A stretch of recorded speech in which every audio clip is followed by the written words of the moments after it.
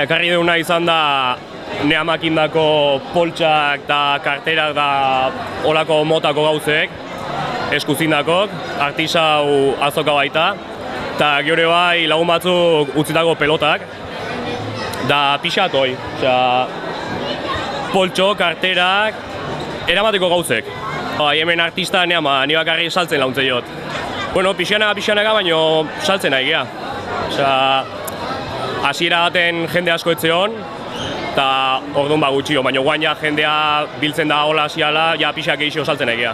Azken finen, hemen juntatzea jende ikusteko, saldu baino gehiago, horrean tortzea eakusteko zeite deun, eta orduan jende igual pixak enkargu daulaiteko ikusteko gu poltsok da iteteula, azkenen saltzeko da jende ikusteko pixak zeite deun. Nik ekartzetena da atekiak dira. Ekartzeitut foie gras, ataren urdai azpikoa, ataren magreta edo petxuga, bueno, atekiakin, ate aragiarekin egin daitezkeen gauza guztiak, albondigak ere bai. Urnietan ititugu Goiburun, Adarrako bidian gaude hor. Ja, oendala 25 urte jarri ginen, da jarraitze dugu. Bueno, hasieran kostatzen zen, zehati jendiak ohitura handia zekan, olako produktuak erostea Frantzialdea jutea.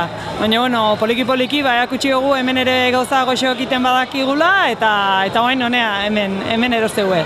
Bai, oso garrantzitsuak, jende asko ez dalako ausartzen, nola prestatuko ote da hau, edo foie, edo nola egiten da magreta, orduan, zuzenian esplikatze dut, eta beldurrak entze zaie. Bai, hemen jende asko dabil, gaina, ja ez dautzeu eta asko etortzeia.